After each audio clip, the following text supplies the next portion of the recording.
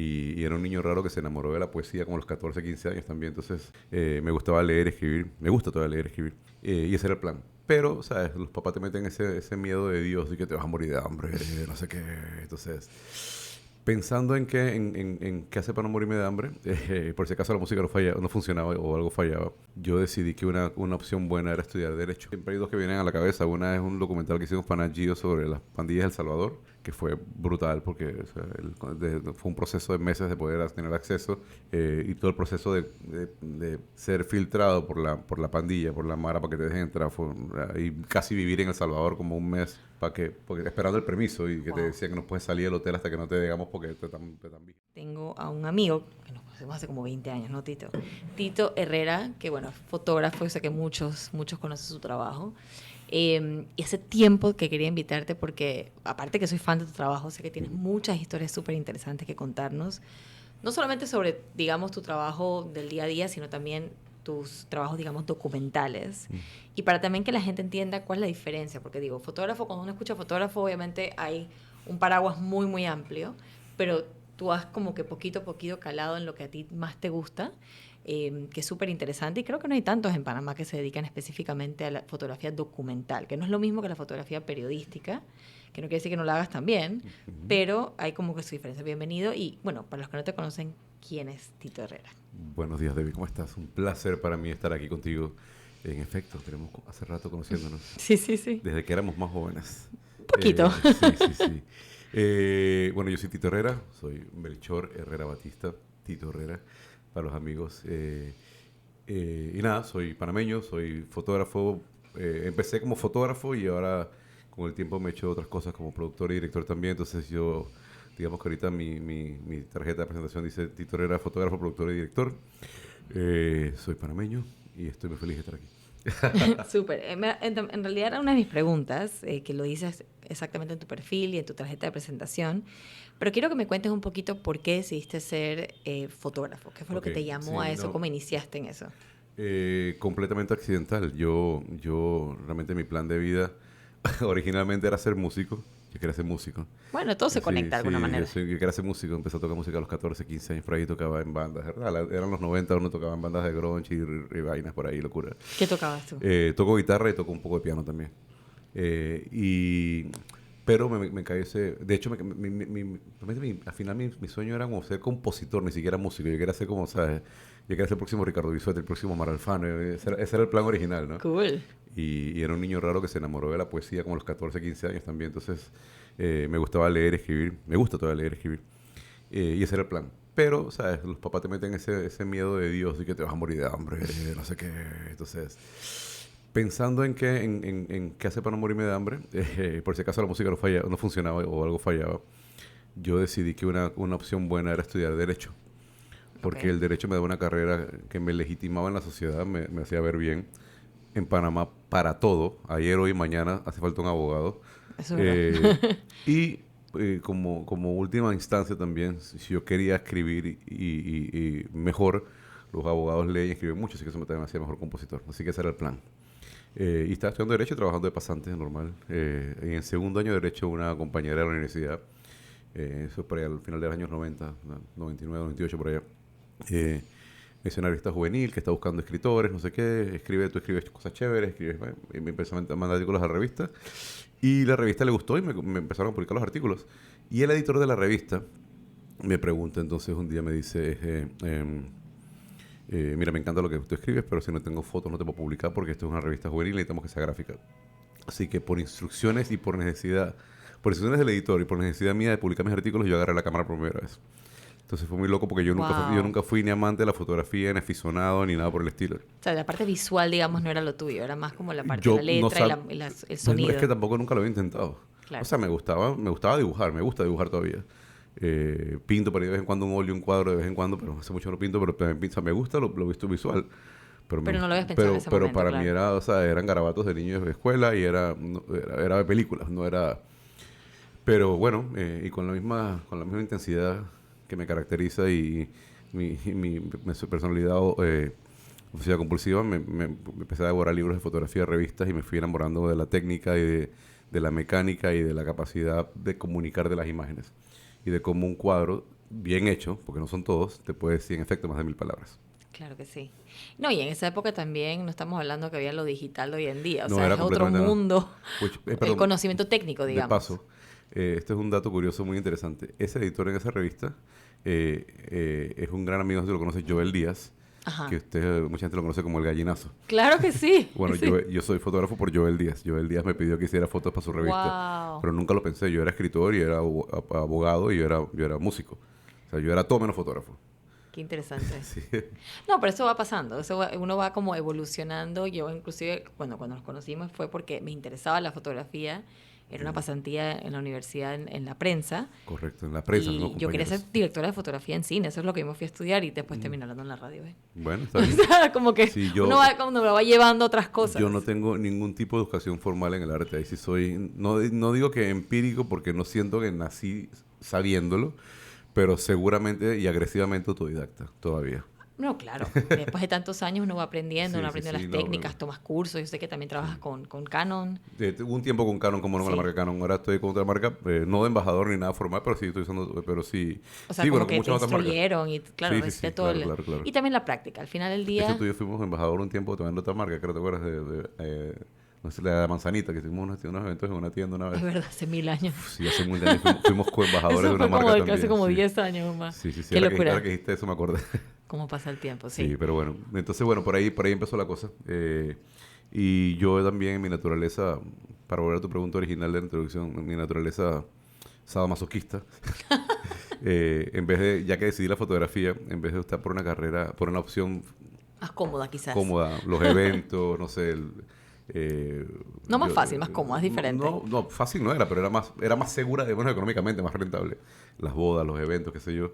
Yo dije, no, yo voy a ser fotógrafo de viajes, voy a ser documentalista en un país donde eso, pues, yo no o sea, que creo que había uno nada más en ese momento y ni siquiera estaba en Panamá. Entonces, nada, pues, a subir la loma. A subir la loma. Pero tú empezaste, o sea, bueno, obviamente terminaste derecho al final o te Terminé las dijiste, materias, pero nunca saqué de unidad, no soy abogado. pero tienes el conocimiento. Y Licenciado pasaste, en Ciencias Políticas. perfecto. Y entonces de una vez, o sea, dijiste, ¿sabes una cosa? Me gusta esto de la fotografía, te fuiste por ese lado, pero te fuiste entonces por primero periodístico. Sí, es que, bueno, también igual, un poco por accidente, ¿no? Porque a mí me gusta la fotografía, pero yo no sabía o sea, para mí la fotografía era tomar fotos. No sabías cómo se No dividía. sabía, claro, como es como cuando te escuchas que estudié medicina, después tienes que estudiar una maestría en cardiología, en pediatría, etcétera. Guardar proporciones, obviamente, pero Claro, es un poco igual, ¿no? La especialización que tienes que hacer. O sea, tú estudias cocina, pero después estudias si quieres hacer repostería, exacto. exacto. Entonces, yo no sabía que eso era así. Yo lo que empecé a hacer era que en ese momento, como tú bien decías, no, era digital, no había laboratorio, entonces uno iba a los laboratorios de fotografía a revelar.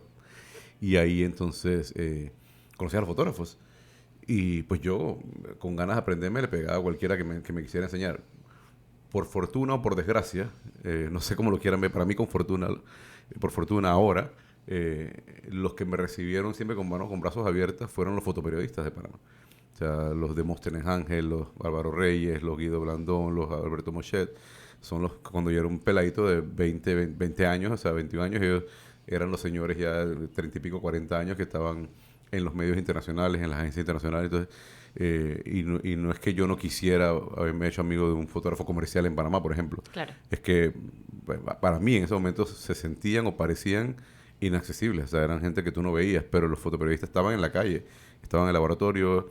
Por naturaleza quizá el fotoperiodismo en sí eran mucho más abiertos, muchos más entrones, como decimos en Panamá. Y pues yo creo que yo no sé si me hice o me hicieron estos manes, pero por ahí... Nada es casualidad en la sí, vida. sí, sí. Y nuevamente, o sea, a mí lo que siempre me ha gustado, quizás la única constante en mi vida, desde que yo tengo memoria creativa, digamos, desde la infancia joven, a mí lo que siempre me ha gustado es echar cuentos, contar historias. Y fotoperiodismo después es la parte gráfica de eso, es la parte fotográfica de contar historias. Claro. Así que, pues con más razón dije, si esta gente es tan buena gente, si es tan culta en medio de la salsa, en la calle, viajando, haciendo locuras, pues por aquí es la cosa y me fui por ahí. Nuevamente estudiando mucho, entonces ya decidí que iba a estudiar, entonces autoestudiar o autoeducarme en fotoperiodismo, en la fotografía documental y por ahí me fui. Y estuviste muchos años trabajando en eso y eso te llevó entonces, has trabajado con agencias internacionales. Sí, bueno, yo básicamente lo que hice es empecé a buscarme oportunidades de estar en cosas que yo no veía en la calle. Historias de comunidades indígenas, por ejemplo, como los Guna, que siempre han sido muy cerrados. Historias de la selva del Darién, no de ahora, hace 25, 30 años, 25, 30 años, mentira, no, hace 25 años atrás. Y por ahí me fui, y entonces, sí, buscando como un camino, ¿no? De qué hacer las cosas, me di... O sea, yo dije, quiero hacer fotos para National Geographic, quiero hacer esta clase de cosas, quiero viajar por el mundo, quiero que me paguen por esto. No tenía la más remota idea cómo se hacía eso. Todavía no sé cómo se ha hecho, pero lo he hecho. pero Lo hiciste, sí, sí. ahí están las pruebas, Pero bien bueno, hechas. pero en ese momento no tenía idea. Entonces, lo que hice fue, nuevamente, el OCD en mí, el que tiene que controlar todo, empecé a investigar como los top 10 que me gustaban de National Geographic, los fotógrafos más top en ese momento de que hacían eso. Y ponte que de 10 que estudié, que eran 3 mujeres y 7 hombres, 7 tenían algo en común. Y es que los 7, y 7 de los que más me gustaban, de los 10, habían empezado en un periódico. Dije, entonces, bueno, la fórmula entonces empezó en un periódico. Por aquí, entonces yo me regresé de Nueva York en el año 2003, porque también quedé trabajando en Nueva York por cosas de la vida, haciendo fotografía documental con una fundación que rescataba indigentes en las calles. Yo quería ser documentalista, así que entonces conseguí una oportunidad con una fundación en Nueva York que básicamente no me podía pagar, pero me daba comida a casa y me daba una donación. Que para un pelado eso ya es como claro, que... y yo estaba joven, para la soltero, y experiencia. en Nueva York, en Manhattan, por amor a Dios. Claro, o sea, la experiencia de eso. No, y conocer Nueva York como no lo conoce nadie. O sea, nuestro trabajo era rescatar indigentes en la calle en la noche y repartir bolsas de comida. Lo que ahora es súper gentrificado, que es por el Lower East Side, por ejemplo, en ese momento nosotros repartíamos bolsas de comida 2 veces a la semana ahí porque la gente no tenía que comer y ropa tampoco. Entonces, pero son oportunidades lindas porque te vas como forjando ahí, ¿no? Y cuando yo descubrí que esos fotógrafos tenían eso en común, yo dije, bueno, entonces me toca irme por un periódico. Por un periódico, empezar por un periódico, porque por esta gente empezó por aquí. No sabía qué periódico iba a ir, honestamente. Pero en ese momento, pues, mi novia me dice que quería venir a Panamá. Y yo dije, bueno, entonces en Panamá va a ser la cosa. Así que... Tu novia es de Estados Unidos. Mi novia, que era mi esposa, exacto. Ah, ok, se conocieron allá. Sí, no, esto es otro cuento. Ok, para otro día. Para San Valentín. Yo regresé a Panamá y ahí entré al diario de la prensa donde nos conocimos. Pero el plan de la prensa siempre fue, yo voy a estar en la prensa máximo 5 años. Lo dije desde el día 1. 5 años porque tengo cosas que hacer, yo tengo que seguir aquí, no sé cómo le iba a hacer tampoco, pero tengo que salir de aquí. Así que yo llegué a la prensa, pues, agresivo, a tratar de comerme el mundo, y me fue esta parte muy bien, gracias a Dios. O sea, me gané un premio nacional de periodismo el primer año de estar en el periódico. El año pasado me lo gané al año siguiente también, otro año. Y básicamente lo que yo pensé que iba a ser 5 años fueron 2 años y medio en la prensa, porque hice conexiones muy rápidas y salí de la prensa a los 2 años y medio. Que hicimos, ahí interlapamos tú y yo. Yo estaba entrando y yo estaba saliendo. Pues. Claro. Y de ahí me fui entonces a hacer como una segunda corresponsalía de Associated Press. Y de ahí también pasé al New York Times. Y por ahí se fueron dando las cosas. Una cosa pasando a la otra y una conexión fue dando a la otra. Y un día sí llamaron de National Geographic al final. Yo tengo un cuento con eso. Es que, digo, hoy en día que para la gente más joven escucha el tema del periódico, Nat Geo, etcétera, y lo ve con otros ojos porque obviamente vivimos en un mundo muy digital y las redes sociales. Pero en esos momentos era lo que era. O sea, no existían las redes sociales, no existían... No existía nada. O sea, obviamente existía el internet y la página web, pero no lo que vemos hoy en día. Yo me acuerdo que estando en la universidad, no sé si fue en la misma época que nos conocimos, creo que sí. Sí. Yo te conocí en la universidad. Sí, pero cierto, no me acuerdo exactamente qué clase era, pero me acuerdo que teníamos que tomar fotos en la calle. Era porque nosotros tenemos una materia obviamente de fotografía, aparte de periodismo, que fue la razón que la terminé en la prensa, que después terminé trabajando en la prensa, escribiendo en Martes Financiero, curiosamente, y tomando fotos para Martes Financiero. Pero me acuerdo que en una de las vueltas que tenía que hacer para tomar fotos de calle, así tipo más como de documental, no periodística, porque creo que para que la gente entienda y para que los que están sintonizando ahorita, estamos hablando con Tito Herrera, fotógrafo, de periodístico, documental, etcétera. La diferencia podría ser que una foto periodística es lo que está sucediendo en el momento. O sea, tú vas a buscar la noticia del momento actual, y documental puede ser algo que estás documentando por un periodo de tiempo, algo que sucedió y estás entrevistando a gente, algo que está... Entonces, esa es un poquito la diferencia. Al final del día son contar historias, pero más directa o más... Es literal y textualmente eso. Para ponerlo más gráfico, o sea, o más visual, es la diferencia entre ver la noticia de se cayó el avión, se cayó un avión o se chocó un carro en la carretera. Que esa es la noticia, ese es el spot news, como se conoce. Exacto. Y la documental o la historia mayor de esa es de dónde venía el carro, quién iba en el carro, ¿Qué pasó los días qué después? pasó, qué pasó 2 días después, exacto, dónde quedó la chatarra, cómo la recicla, o sea, ese proceso desde dónde salió el carro hasta dónde quedó la chatarra después con la lata y qué pasó con los heridos o sobrevivientes, eso es el documental. Entonces, básicamente, como yo siempre lo defino, es la fotografía documental o el documental, es cuando le das al periodismo tiempo para hacer arte. Y contar la historia Claro, completa. sí, porque tienes tiempo de... O sea, en un spot news, tú tienes que llegar, como esté la luz. Si está bien, o sea, el documentalista se puede dar un poquito más de lujo y esperar una luz bonita y hacer lo que se llama el B-roll, que es el material de apoyo. Y, o sea, puedes evocar más cosas y puedes trabajar un poquito la historia con más calma y esperar momentos. El documental es un juego de paciencia. Un documental un documental no se hace en un día. Bueno, es muy complicado que sea un solo Muy día. complicado. Ok, imágenes, por ejemplo, como la que te iba a contar la historia, que me acuerdo, y estábamos justo antes de entrar a la radio, que después me contarás de tu libro, La Habana, estamos hablando sobre, por ejemplo, el casco viejo hace 20 años, hace 30 años. Yo me acuerdo que me fui a tomar fotos, pero no necesariamente te podías bajar con la cámara, por lo menos yo, siendo una chiquilla de 19, 20 años, en el Chorrillo, por ejemplo, y me fui, me acuerdo, en el carro, con la ventana abajo, y tomé una foto, o sea, con el carro básicamente andando. Otra vez, las cámaras no son los celulares de hoy en día. Ujú. Y era una foto de un señor que parado como en una entrada de un lugar, o sea, una casa, un shop, que se reparan bicicletas. Entonces está el señor como mirando. Y esa foto quedó linda y me acuerdo que estaban haciendo un concurso de National Geographic de estudiantes y que tú mandabas tu foto. Y mandé la foto y mi foto ganó y salió en National Geographic cool, en una qué edición. cool. Y me acuerdo la locura de mis papás. Como te digo, cómo el mundo ha Claro. cambiado. Mi papá fue y compró todos los National Geographics que estaban disponibles en Panamá Qué y tenían cool. como 25 o más. Es que Fue eso muy es... funny. Y eso fue como, ¿sabes? Porque en ese momento era eso. O sea, esas revistas hoy en día siguen Claro, siendo claro. súper importantes, obviamente, pero ya como que ha cambiado la manera de documentar y de la importancia que le dan a las cosas, Yo, obviamente, impresas. yo no sé si acá... Bueno, eso sí, las cosas de empresas... ¿qué es eso? Exacto. No, ¿Cómo se a come? mí me sigue gustando. Claro, Yo estoy otra. publicando libros todavía porque soy Exacto. un vieja Sí. escuela empecinado en que el arte no que el arte impreso no muera. Claro. Pero no, sí. Yo creo que el lenguaje y la forma de contar la historia no ha cambiado. Lo que ha cambiado es que hay muchas más pantallas o muchas más páginas, pues, para hacer la equivalencia. Y entonces se diluye mucho la cosa. Entonces es más duro encontrar entre tantas cosas, cosas buenas. Porque antes tú ibas a a la sección de revistas y mirabas, o sea, había 500 revistas y te abrumaba. Ahora hay 50 millones de cuentas de Instagram. Por eso Entonces, digo, por eso y te salir en una abruma. revista Claro. en ese momento que escogieran era como que wow.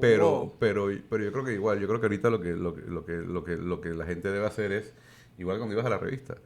O sea, hay secciones de revista que yo no voy a tocar. Yo no voy a tocar, por ejemplo, una de mecánica porque no sé de mecánica, no es mi hobby, no soy Es un lo tipo que de me carro. interesa, claro. Pero seguramente agarraré una de carpintería, de fotografía y de, no sé, de skateboarding, por ejemplo. Entonces, igual, la gente, creo que mi consejo sería, para no perderse en ese mundo, es buscar las cuentas que te gustan y ya, y olvide desconectar, porque es imposible seguir todo. Pero sí, en ese tiempo o sea, bueno, yo no sé si en ese tiempo no, todavía es Todavía sigue increíble. siendo muy... O sea, Claro, pero quiero que la diferencia hoy en día es, o sea, no todo el mundo le interesa. Hoy en día todo el mundo no. con el celular va y toma una foto y creo que sí se ha abierto mucho más el interés por las cosas bien hechas y más bonitas, porque antes era muy específico, a ti te gustaba la fotografía o estabas metido en ese mundo, tú ibas a prestarle atención, ibas a buscar la revista de fotografía, ibas a ver una exhibición, ibas a comprar un libro, pero hoy en día todo el mundo está todo el tiempo, visualmente mirando una pantalla, mirando una foto. Hay que aprender a discernir entre las fotos que son reales, las fotos que son AI, las fotos que son, o sea, como tú dices, bien hechas a nivel técnico versus las fotos que son... Hay tantas cosas interesantes pasando con el mundo de la fotografía hoy en día. Por eso, por ejemplo, libros como el tuyo y exposiciones son súper importantes de apoyar porque realmente ese trabajo va más allá y de investigación, más que simplemente tomar una foto. Es la investigación detrás de eso, ¿no? Y eso es súper especial. Y antes, bueno, cuando regresemos al cambio comercial, hablaremos específicamente de tus exposiciones, de tus libros. Pero, ¿tendrás alguna anécdota así interesante o anécdotas interesantes de tus viajes alrededor del mundo con agencias, por ejemplo, como Nat Geo y como otras que yo sé que has participado? Porque has viajado por muchos lados y has visto muchas cosas interesantes. Sí, no. Una anécdota. Algo que te llamó la atención, que te impresionó. Muchas cosas. Por ejemplo, a mí... on the spot. Sí, espérate. Lo que primero que te viene a la cabeza es lo que realmente te Sí. impactó. No, yo siempre cuento la historia porque es una de las que más impactó realmente. siempre hay dos que vienen a la cabeza. Una es un documental que hicimos para Nat Geo sobre las pandillas de El Salvador, que fue brutal porque o sea, fue un proceso de meses de poder tener acceso y todo el proceso de ser filtrado por la pandilla, por la mara para que te dejen entrar. Y casi vivir en El Salvador como un mes porque esperando el permiso y que te decían que no puedes salir del hotel hasta que no te digamos porque te están vigilando. Eso son experiencias muy locas, muy cool. Pero también hay cosas bonitas, por ejemplo... Me imagino los waivers que tienes que firmar para poder hacer eso sí. con Nat Geo. No, bueno, yo no me acuerdo de firmar ningún waiver con Nat Geo ahora que lo dices. O sea, que ellos estaban tomando toda la responsabilidad que algo te pasaba. Sí. Yo no quiera. Sí. O no están tomando ninguna responsabilidad. Pero no, sí, no, son tantas aventuras. Esas siempre se me vienen a la cabeza. Y también hay cosas muy bonitas, viajes que hemos hecho. Es que hay cosas que yo te digo, yo miro para atrás a veces y el símbolo... Y no puedes creer todo lo que has hecho. Y el síndrome del impostor me ataca. Ay, no. Porque en serio, le digo con Pero todo te lo que entiendo, eso es mucho de nuestra generación. No, porque es que a mí yo quería tomar fotos y ya. Y ver las oportunidades. Y en el medio, o sea, 25 años, 4 continentes, un montón de países, más de 200 ciudades. Celebridades, todos toman fotos de gente súper interesante. Un montón de gente, o sea, le di la mano a Elton John, parqué con Cerati, ¿qué te gusta? Le echo fotos a Messi, al Papa. O sea, de la lista sigue. Entonces, cosas como esa, te quedas y que, o sea, esto no era, o sea, la idea era vivir de la camarita y pasarla bien. Todo lo demás ha sido como, ¿sabes? Como Sprinkles. Sí, exacto, como cerezas en el pastel, muchas cerezas en el pastel arriba. Porque hay cosas ya, a veces me monto en un avión y digo, no, o sea, no puedo creer que yo esté aquí, o sea, que yo esté parado en medio de las Bahamas, en el mar, viendo tiburones para Discovery Channel y que me estén pagando para hacer esta cosa, por ejemplo. Te abruma. O sea, yo no, y lo digo con toda la humildad y sinceridad del mundo, a mí no deja de sorprenderme, de abrumarme, de emocionarme, de conmoverme también a veces las cosas que me pasan y que la cámara me ha dado. O sea, cuando llega un momento Nunca debería, porque si no pierde la magia. Entiendo, o sea, y no hablo de lo económico, pero también de lo económico. Te quedas de que, o sea, me van a pagar esta vaina, me van a pagar eso. Pues, esto yo lo hubiera hecho gratis. ¿Entiendes? Porque yo quería estar aquí. Mira, yo siento de verdad, yo te escucho hablar y yo siento que eso es algo, no sé si de toda nuestra generación, pero es muy común de nuestra generación. Yo no sé si es... Un número uno, eso del impostor syndrome, es como que decir, no estoy preparado todavía, me falta estudiar más, cuando tienes todo ahí de frente que te dice que estás preparado. Pero conmigo es muy loco, porque conmigo era... O sea, yo empecé con el fake it till you make it. O sea, la arrogancia y la fe que yo me tenía a los 21, 20 años, pensando en esta vaina, que llegaba es que, hola señora Débora, usted no me conoce, pero usted es editora y usted me necesita a mí porque yo soy el regalo de Dios a la fotografía. O sea, yo tenía unas ganas de comerme al mundo y una confianza en mí que yo me iba para atrás y digo, tú estabas loco y más loco tal que te escuchaba.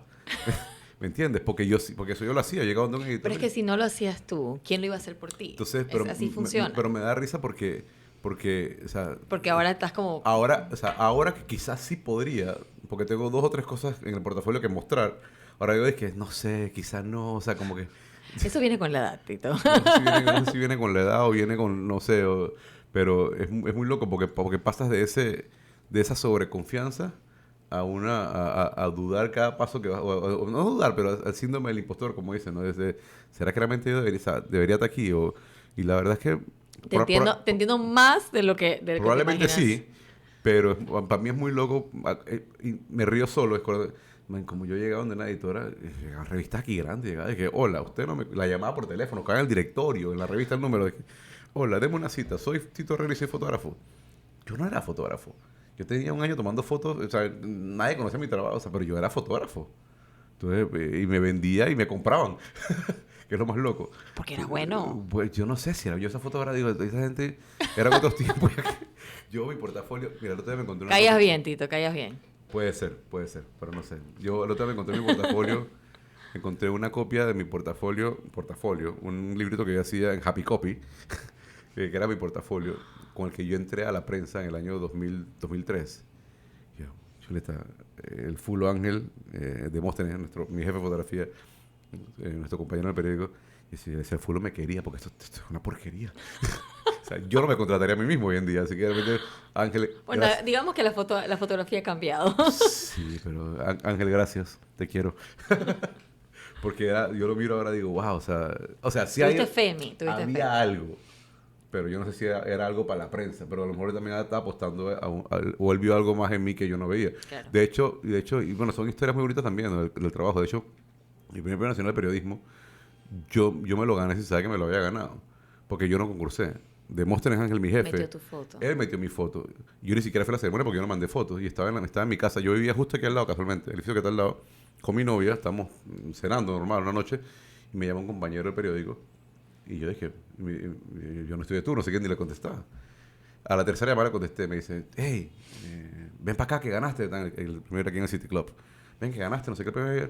Y yo, no, estás loco, si yo ni mandé foto y no me estés molestando, y cerré el teléfono. Me llamó de nuevo, no sé qué. A la quinta me dije, no, porque me está molestando. Y ya, o sea, ya se incomodaba también la cena porque estamos tratando de cenar y le tengo una persona.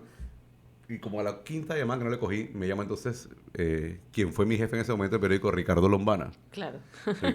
Richie me llama y me dice, señor Herrera, estoy aquí en el City Club, usted es el único que ganó de la prensa hoy, si no le tomase la foto no le entrego el cheque que le dieron del premio de fotografía. Y yo, gané, ¿verdad? Entonces me puse una camisa, un jeans, salí corriendo a una cuadra del edificio a tomarme la foto porque yo ni... Por eso estaba en una cuadra. Sí, no tenía excusa. Y en efecto, ese año, gracias a Ángel, ni siquiera a mí, la prensa salvó un premio que fue el mío de fotografía, pero fue porque, nuevamente, por el cariño y la fe que me tiene gente como Ángel, o que me ha tenido gente como Ángel, que mandó mi trabajo por mí ese premio, porque yo no estaba concursando. Y en ese momento me fue esa sorpresa. Es chévere. La verdad que es un recuerdo bonito también son vainas que te acuerdas así de repente, ¿no? De cómo la gente te va cambiando la vida sin querer queriendo, porque eso también automáticamente me cambió el perfil también. O sea, también, Claro. o sea, yo tenía un año, menos de un año, en el periodismo nacional, menos de un año. Y te ganaste un premio. Y sin haber estudiado periodismo, sin haber estudiado fotografía, y como queriendo probarme, fue también como una especie de validación. Claro. Para De mí que estabas en el importante. camino correcto. Para mis papás también en ese momento. Así que Decían como, bueno, no se va a morir de quizá hambre. que hay algo, exacto. Nos tenemos que ir al cambio Dale, comercial dale. y cuando regresemos vamos a hablar sobre tu libro, La Habana, y también una exposición muy interesante que tuviste también en el último tiempo. Regresamos con más aquí de La Mañana en Con. Yo soy Debbie Cusín, que estamos con Tito. Estamos hablando con el fotógrafo Tito Herrera. Y bueno, yo siempre te voy a decir Tito. Yo soy Tito. Sí, bueno, antes de irme al show, tú eres Tito para mí. No, y porque estabas hablando lo algo... importante quién era, entonces la Es respuesta verdad, era esa es la formal. correcta, Sí, exacto, sí, es sí. esa. Políticamente correcta es esa. Exacto. Y estamos hablando también de algo muy interesante que son como los mentores o las personas que marcaron. Bueno, en mi caso, tú fuiste un mentor mío en la prensa y siempre te recuerdo como la persona que me acogió cuando entré en la prensa. Yo tengo un cuento tuyo, yo no sé si una vez te lo dije, alguna vez te lo dije, te lo voy a decir ahora en el aire. Yo no sé si tú te acuerdas de ese cuento o te lo contaron o no, pero nuestra introducción fue en el periódico después, pero el día que yo tenía que conocerte, o sea, yo me moría de pena y casi me botan también. Pero me dieron un regañón porque creo que eran uno de tus primeros assignments en la prensa. Ah, cuando fuimos a la Herrera. No, tú tienes que hacer no, eso fue antes, tú tienes que hacer una historia del tren Panamá-Colón que estaba recién abierto. Ah, algo sí, así. sí, claro que y sí. como yo vivía cerca, y vivo cerca todavía, me dijeron, encuéntrate con ella ahí para que la guíes en el tren. Y yo me quedé dormido y llegué tarde cuando llegué el tren se había ido. Afortunadamente hiciste un maravilloso trabajo, muy buenas fotos, en serio, no es mentira, no es porque estés aquí, buenas fotos, pero yo me llevé un regaño de mi jefe de que yo te puse esa pelada para que tú la cuidaras y la entrenaras y la dejaste solo y perdón. Pero es que no me acordaba mucho de Sí, eso. entonces como que sí me quedé, yo le quedé mal y casi me botan por No, mira culpa que de... eso no me mentira, acordaba. no me iban a votar, pero me dieron un regañón porque me pusieron de mentor y yo la dejé plantada en la primera assignment. Me quedé dormido. Porque el otro assignment fue más interesante lo que nos pasó. Pero te lo dije cuando digamos, yo no soy mañanero, yo soy nocturno. O sea, yo me puedo parar a las 4 de la... Es más, si yo tengo que hacer una foto a las 5 y yo no duermo. Prefiero no dormir. Sí, porque yo no soy persona... Entonces, esas cosas en la mañana... Y le sí, hicimos madrugada para venir para acá a las 9 de la mañana desde sí, Clayton. no, estas son las 9 de la madrugada para mí, o sea... Bueno, pero vamos a ser mi sinceros. cerebro empieza a pensar como a las 3 de la tarde, yo te dije. Claro, pero que está bueno para editar. A muchos fotógrafos les gusta editar de noche cuando están sin nadie, cuando no tienen luz natural y Sí, está como en la no. oscuridad. Así que yo no puedo entender. Y especialmente si te tocó trabajar muchas veces, por ejemplo, de turno, en las noches, etcétera, o permiten assignment que te tocó estar de noche. Sí. Se entiende. Yo no. yo Pero soy lo bueno, contrario. ese era un recuerdo chévere. Nunca te lo había contado, yo creo, pero fue... No, y la verdad es que nunca me lo había contado. El que yo tengo es el de Plaza Sí, Herrera, yo que me fue un poco acuerdo, más sí, hardcore. sí, Ese sí sí. me acuerdo clarito. Yo me acuerdo también de ese, pero ese fue mi primer assignment que dije... Porque ya me habían puesto también a cargo de, entre comillas, no entrenar, porque no tengo que entrenar a nadie, sino era como... Llevarte, me dice. No, la verdad era como ser niñero, de que vigila a las peladas que están empezando, para que estás en la calle, tú cuídalas, no sé, que no le pasa nada. La primera que me pusieron era Jihan Rodríguez, que es una gran amiga. Claro, toda la vida. Jihan. Y porque además Jihan yo la recomendé. Entonces, mira, si tú la trajiste aquí, tú la cuidas. Y el primer día con Jihan también nos tocó un disturbio en la Universidad de Panamá. Y estábamos parados así, disturbios pero fuertes. Y él estaba diciendo que tienes que tener cuidado con la po. Iba a decir policía, iba por la po y nos reventó un perdón en medio de la cara a los dos. De que, Dios mío, me va a matar mi jefe, me va a matar la vecina, me va a matar mi mamá, me va a matar... Porque Jihan además era mi vecina, entonces... bueno, pero Jihan sobrevivió. Y ponte que 2 años después me ponen a otra interna, a otra practicante, a otra persona que cuide que eras tú y la dejé plantada. Yo no sirvo para esta vaina. Yo no sirvo para ser... Claramente sí sirves porque si nos acordamos de que fuiste nuestros mentores porque serviste, porque eras muy interesante y eras muy divertido. Mi primera examen con Debbie la dejé plantada en el tren, pero te fue muy bien. Ay, me acabo de acordar de ese del tren, ¿sabes? Que no me acordaba. Buena foto, yo vi la foto, buena foto. Yo le decía a mí, bien, yo ni tengo que estar ahí para hacer buena foto, ¿no? Cállate la boca.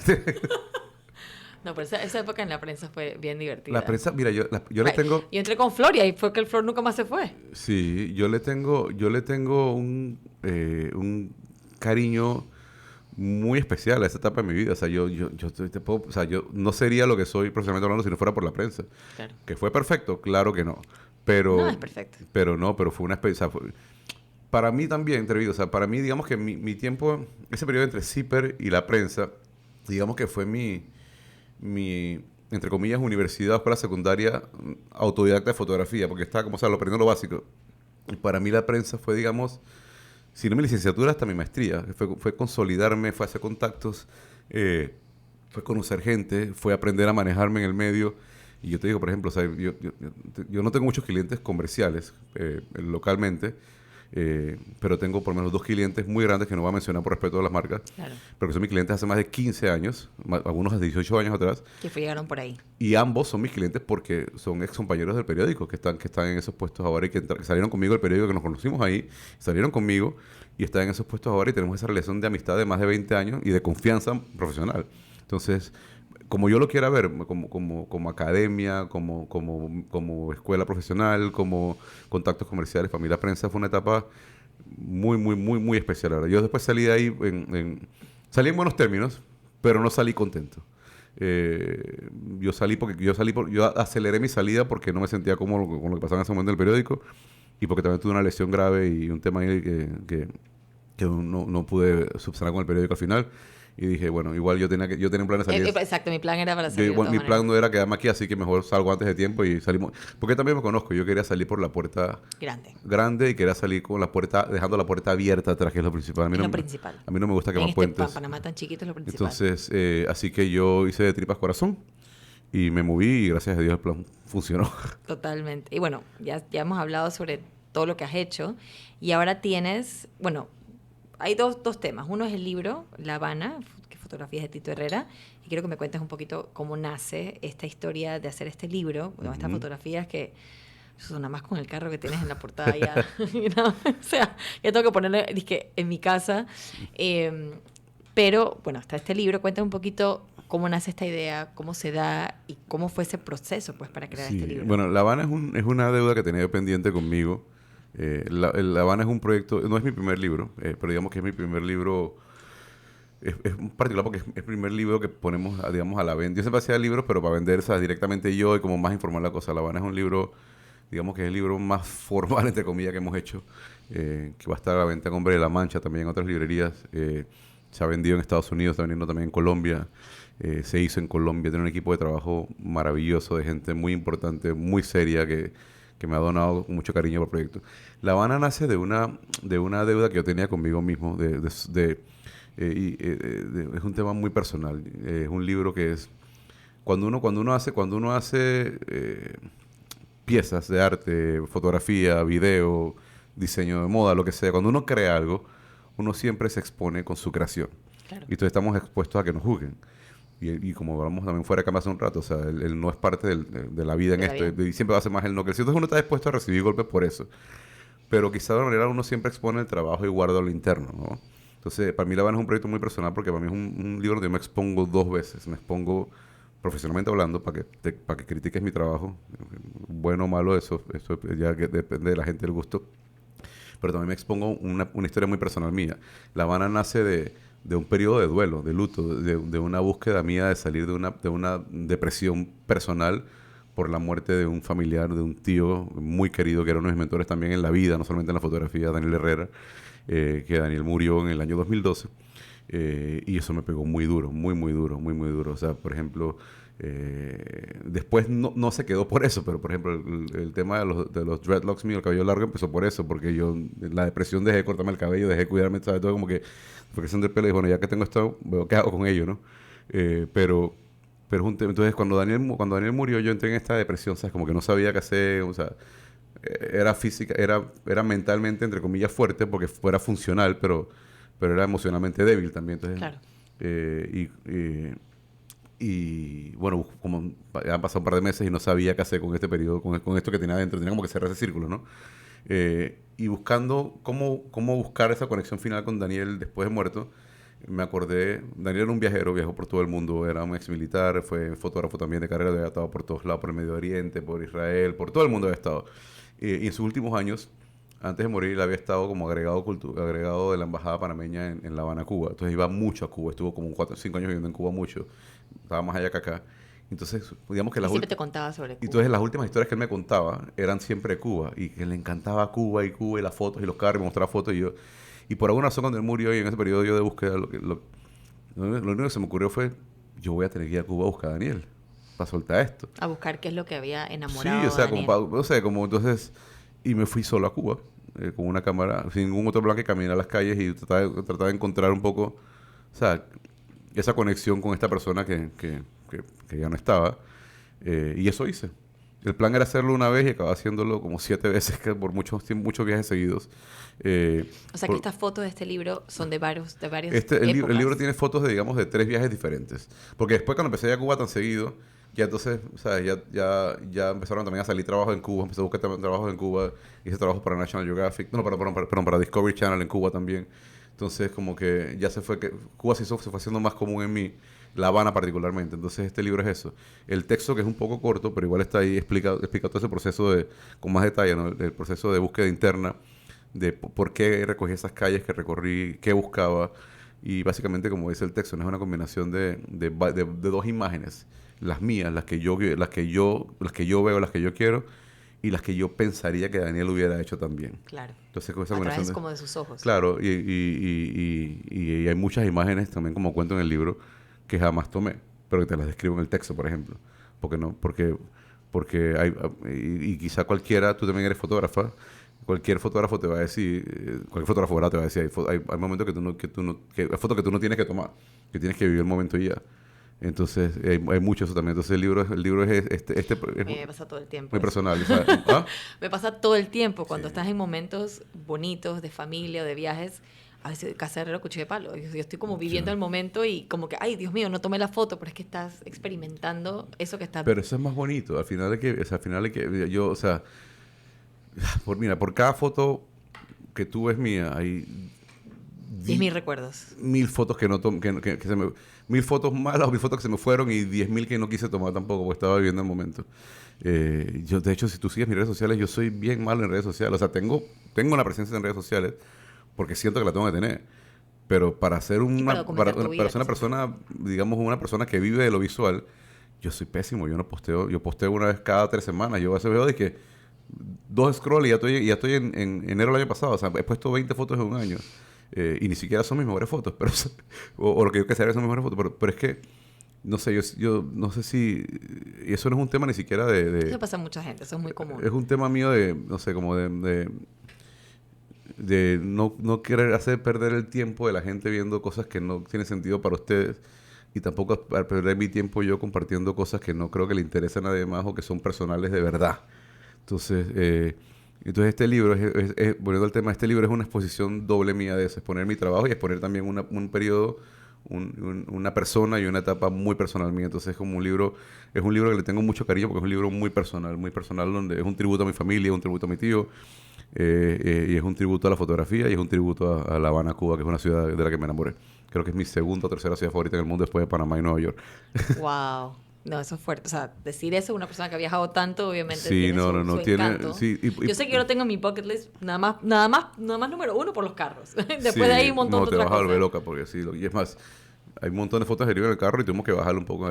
Porque es imposible Sí, no... bueno, y también como detalle el libro, o sea, el libro tiene más de 50 fotografías inéditas, pero también, como te decía antes, es un equipo de trabajo muy lindo, también ahí está, o sea, yo no quería que fuera solo mío, no quería, no me gustaba la idea, no quería yo quería hacerlo bien, ¿me entiendes? Si voy a exponer esto y voy a hacerle este tributo a Daniel y a mi familia, pues que sea algo bien hecho. Entonces, toqué la puerta de gente que yo respeto mucho, y respondieron con un cariño y un interés increíble. Entonces, por ejemplo, la curaduría del libro, la parte visual del libro está hecha por dos personas que respeto mucho, que uno es Alfredo Martís, un artista panameño, fotógrafo, arquitecto, y Maylin Pérez Prado, que es una curadora de arte que es cubana, que tú la conoces, bueno, que vive en Holanda, pero que además es habanera de nacimiento y era directora de la Fototeca de La Habana, Cuba.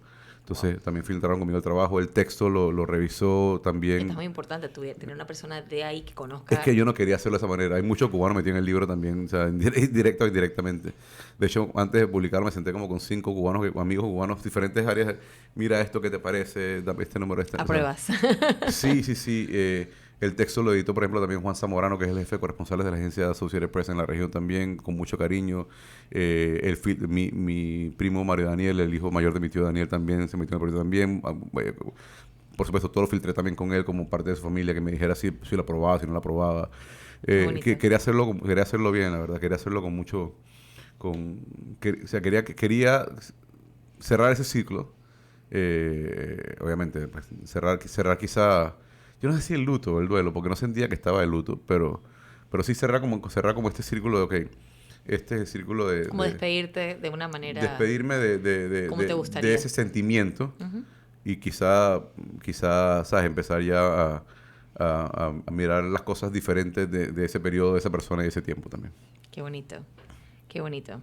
Y te felicito, porque, digo, no es fácil, obviamente el luto no es fácil, no cerrar, hay mucha gente que no cierra ese círculo, digamos, y lo pudiste hacer de una manera muy auténtica para ti, y muy especial, y así que eso queda obviamente para siempre, Sí, especialmente físicamente. yo, yo, uno de los mejores retroalimentación o feedback que me han dado del libro es, después que salió obviamente, es los cubanos que lo han visto, la gente de La Habana que lo ha visto, los habaneros que lo han visto, me han dicho que se siente como un libro de Cuba de verdad, que es lo que yo quería. O sea, yo no quería hacer un libro que fuera de postales bonitas de La Habana. Yo no quería que fuera el libro de, ¿sabes? No quería hacer un cliché, no quería hacer un libro de postales. Yo también colecciono libros de viajes, son muy lindos. Hago fotografía de viaje también, son muy lindos. Pero yo quería que este fuera un libro Más humano. que se sintiera lo que era, lo que yo estaba haciendo, que era simplemente, literalmente caminar por las calles de La Habana con una cámara Humanizar La Habana. sí, recorrerlo, o sea, ni más ni menos, esto es lo que es, esto es lo que hay. Y, y uno de los mejores, digamos, cumplidos que me han dicho de cubanos, de habaneros, este libro esto es Cuba de verdad, se siente de verdad, esa es La Habana de verdad. Una No Cuba belleza. en general, pero La Habana, porque el libro solamente de La Habana. Eh, eh, La Habana, básicamente la ciudad de La Habana tiene, digamos que 3 grandes zonas urbanas, ¿no? Que son el Vedado, que es la parte moderna, donde están los edificios más de lujo, la embajada, la parte moderna de Cuba, la nueva. La Habana Vieja, que es como el casco viejo, la zona turística, la zona colonial, donde están los restaurantes caros, los hoteles caros, donde están los turistas. Y Centro Habana, que es, digamos, entre comillas, la Cuba real, la Habana real. La Habana real, donde está la mayoría de los del habanero, la gente que trabaja en Vedado o en, su casco, o en la El Habana casco, Vieja, claro. viven en Centro Habana, que es la parte también visualmente más cruda de Cuba, perdón, de La Habana. Y el libro está enfocado en esas dos partes, que es Centro Habana y La Habana Vieja intencionalmente, porque eran las partes que más escuchaba yo y que más me contaba Daniel, las fotos que me hacía más él. Quizás después de otro libro de Cuba, no sé. Ahora, Dios primero, pronto voy a estar en Cuba nuevamente haciendo un reportaje por una revista y voy a estar, no sé qué salga ahora de allá. He estado en otra parte de Cuba, pero este libro está enfocado en La Habana y particularmente en esas zonas urbanas, en las calles que mi tío me mencionaba y que a mí me enamoraron cuando las caminé. Claro que sí, hermoso. Eh, y también, antes que cerremos, quiero hablar rapidito sobre una exposición que hiciste sobre el Darién, los que Ujú. pasan. Los migrantes, correcto. Los que La de los que pasan. pasan, correcto, sí. Eh, Sobre esa, migrantes. esa, esa, exposición cuándo la hiciste? Eso fue el año pasado, 2024. 2024, si no me equivoco. Y eso, bueno, yo tengo muchos años trabajando en el tema de migración. Tengo más de 10 años en ese tema. Empecé casualmente haciendo un trabajo para National Geographic en el 2012. ¿En la zona del Darién? No, en Guatemala, frontera de Guatemala con México. Wow. Empecé a ver migrantes cruzando de México a Guatemala. Para que tengas idea, o sea, nosotros cruzamos 5 veces en un día de un lado a otro. O sea, el cruce es normal allá. Y yo sí escuchaba la migración, pero en Centroamérica, ¿no? Y entonces empecé a hacer trabajos de migración en Centroamérica, Guatemala, México, El Salvador, Honduras. eh, y entonces entraba mucho esa zona con el tema con la gente de Naciones Unidas, con el ACNUR, por ejemplo, documentando lo que se llama el Triángulo Norte, que es Guatemala, Honduras y El Salvador. Temas de desplazados internos y migración interna. Y normal, estaba mucho tiempo en eso y viajaba a El Salvador una vez al año, a Guatemala una vez al año, a México también, haciendo trabajos de migración, todo migración. Y cada vez empecé a escuchar más el tema de Panamá, ¿no? Que viene por el Darién. Yo conozco el Darién, yo cruzo la selva 2 veces, por los 2 mares y por el medio una vez también. O sea, yo no migración por Panamá. En mi cabeza no sonaba el Por tema. eso siempre has escuchado que estaba obviamente cerrado. Hasta el 2021, que en una gira con Naciones Unidas, ya escuché mucho más los venezolanos. Vinimos por el Darién. El Darién. Y entonces, cuando regresé a Panamá, entonces empecé a mirar para el Darién y me di cuenta que tenemos una migración increíble que estaba creciendo cada vez más. Para que tengas una idea, o sea, cuando yo me metí en el tema, digamos que a finales del 21, sí, el 21, 22, por ahí, me estoy en el 22, estaban pasando 500 migrantes al día. Para finales del año 2023, perdón, 2020, sí, 22, 2023, 2023, perdón, ya estamos llegando a 5.000 por día.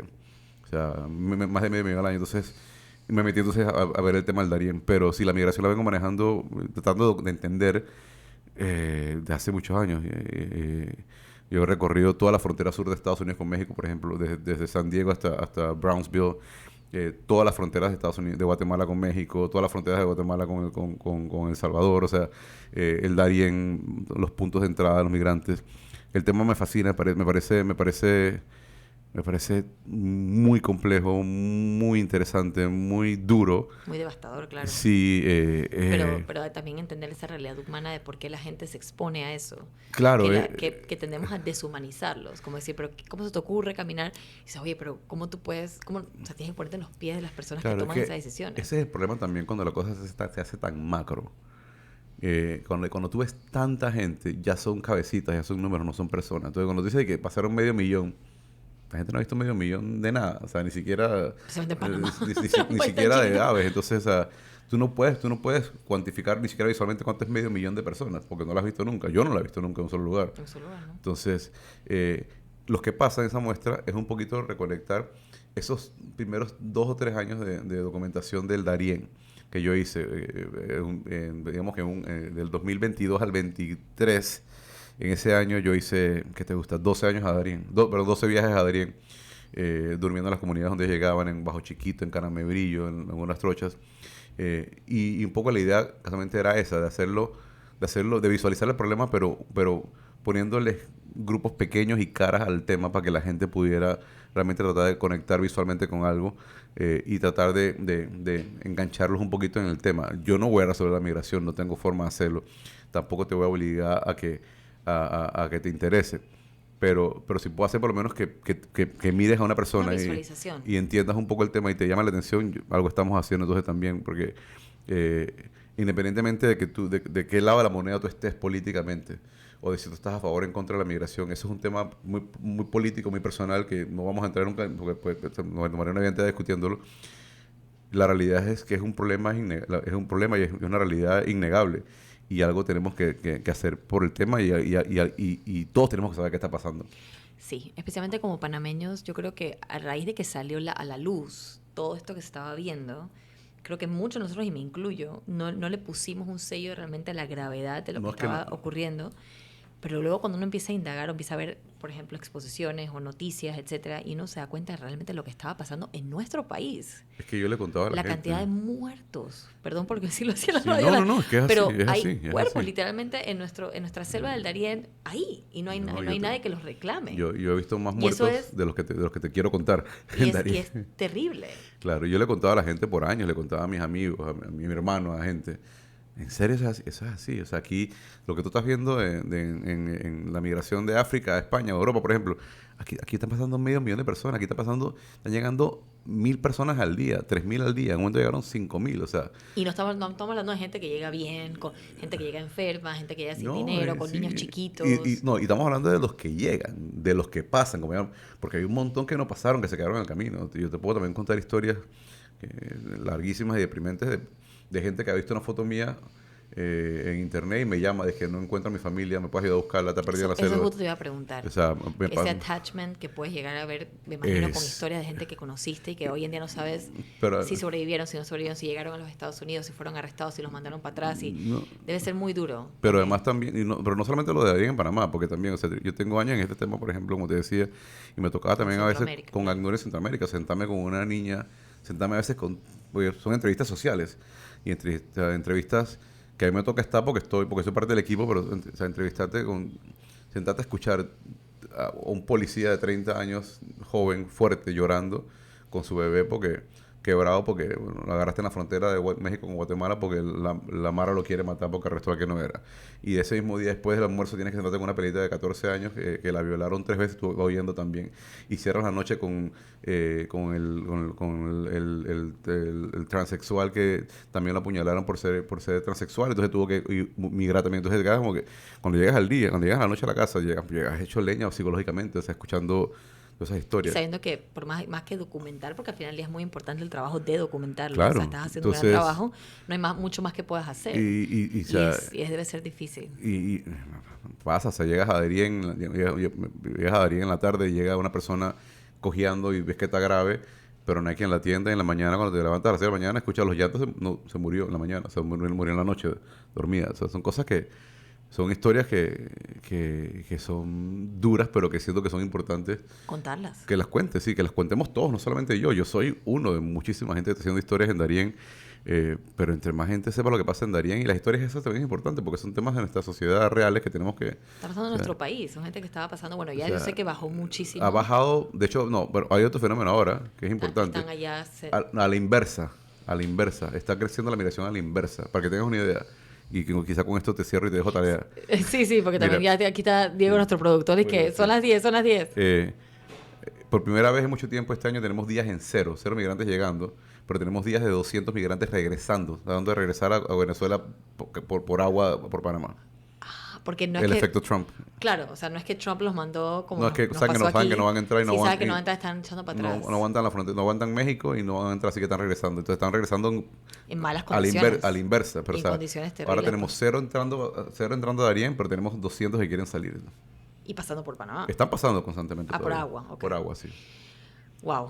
Y yo creo que nos da para otra entrevista en Ese- otro momento, Tito, porque estoy segura que tienes unas historias increíbles y es importante contarlas para que la gente pueda, bueno, yo sé que no estás mucho en redes sociales, pero igual es la manera que te pueden contactar, especialmente por el libro La Habana. Mi red social, Instagram, es la que más uso. Tengo Twitter también, yo lo que más uso realmente es Instagram y tengo Twitter, perdón, X también. @Tito Herrera. Y mi página web, titoherrera.com también. Ahí pueden buscar toda la información, si quieren la información del libro. Claro, el libro, como te decía, va a entrar a venta, creo que esta semana o la otra ya, El Hombre de la Mancha. Buenísimo. Eso legitimiza el proyecto. Totalmente. Maravilloso. Pero igual también si quieren, con mucho gusto me escriben y coordinamos la entrega o lo que sea. Mil gracias. Gracias Tito, a ti por la oportunidad. Por tu tiempo, súper interesante y aquí está tu casa. Siempre Gracias a ti. bienvenido. Un abrazo. Nos vamos y regresamos ahorita con Más de la Mañana, Ancon.